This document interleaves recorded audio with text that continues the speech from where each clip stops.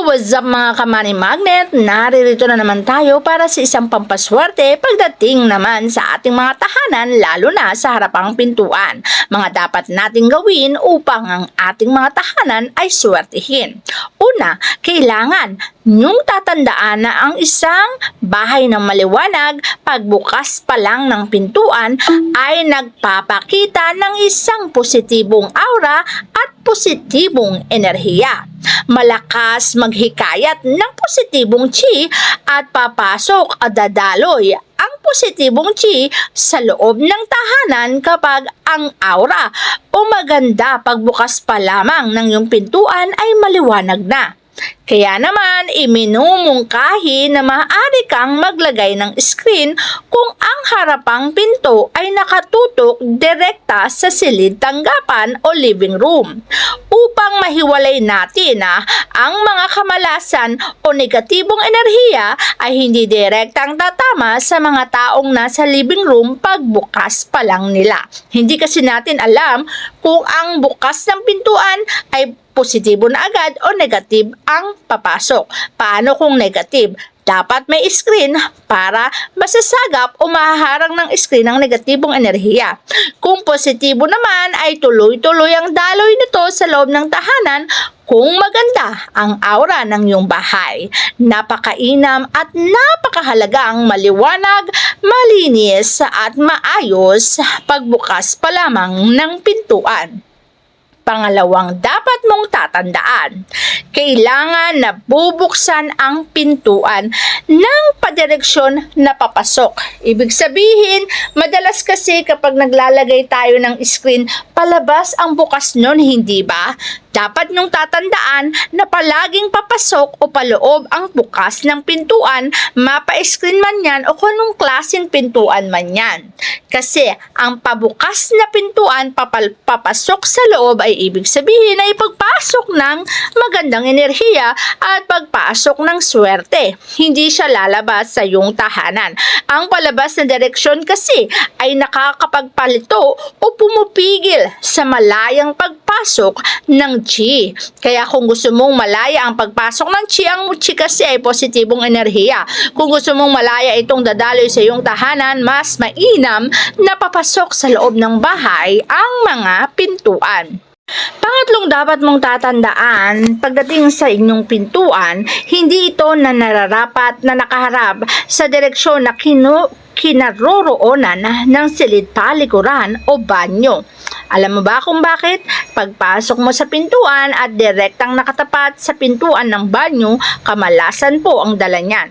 Ang mga banyo kasi ay lumilikha ng negatibong chi o negative energy. Kung ganito ang kondisyon ng harapang pintuan, kokontrahin ito sa pamamagitan ng palagiang pagsasara ng pinto ng silid parikuran. Ibig sabihin, kung hindi mo maiiwasan na pagbukas mo ng pintuan, ay balandra na agad ang inyong CR, mas mainam na ang CR ay laging nakasarado. Kasi ang enerhiyang inalalabas ito at negative energy. Kapag negative energy ang enerhiya, alam naman natin na kamalasan yan. At alam natin na ayaw mong mangyari sa buhay mo ay puro kamalasan. Kaya mas mainam na may pintuan ng CR, may kortina para hindi ito nabubungaran pagpasok mo pa lang sa main door. Tandaan mo yan para makaiwas ka sa kamalasan.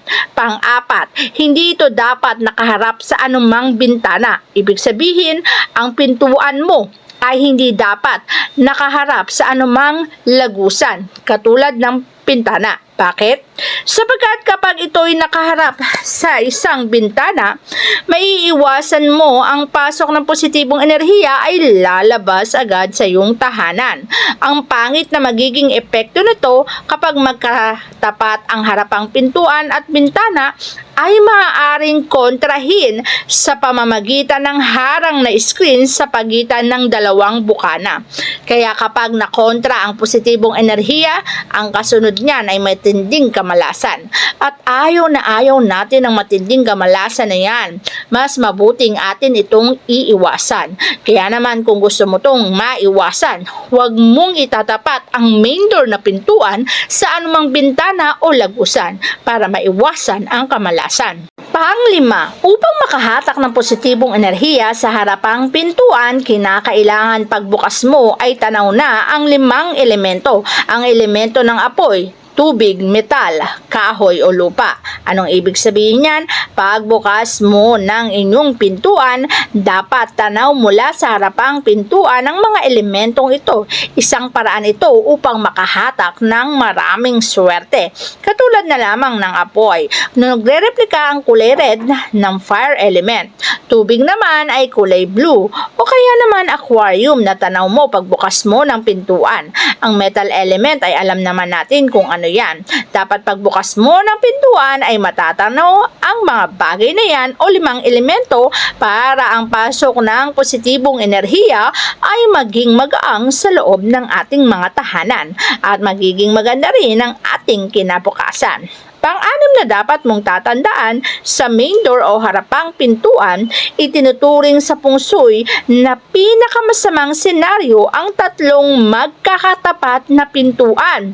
Ang magkakatapat na pintuan ay tinatawag na lagus-lagusan at ito ay malas, lalo pa nga kung 3 magkakatapat na pintuan ang meron sa loob ng iyong tahanan.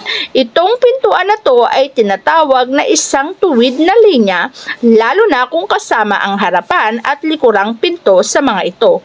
Bilang solusyon, panatilihing nakapinid ang panggit ng pinto, gumamit ng screen upang maikubli ang ikatlo at huling pintuan sa hilera. Magsabit ka rin ng wind chime o crystal sa bawat pinto upang mahikayat ang chi sa paitaas na direksyon. Magsabit ng 2 o 3 salamin sa dingding na magbibigay naman ng positibong aura. Ang positive chi ay dadaloy at magpapalipat-lipat sa mga salaming ito kung kaya't babagal ang daloy ng chi at kakalat sa buong pasilyo ang direktang pasok ng positibong enerhiya.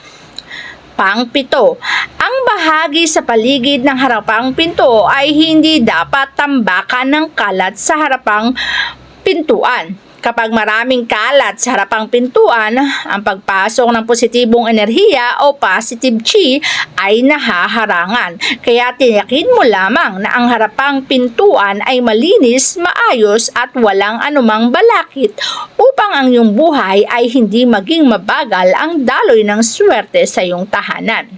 Pang-8, alam mo bang ang mga puno o halaman na tumatakip sa harapang pintuan ay nararapat na tanggalin sapagkat kapag merong poison arrow o naglalakihang puno sa harapan ng iyong pintuan, ang daloy ng positibong enerhiya ay magiging mabagal. Alam mo bang dapat ang front door ay maaliwalas? Ito'y indikasyon ng positibong enerhiya. Ang maliwalas na front door ay magbibigay ng tagumpay sa propesyon at swerte sa buhay.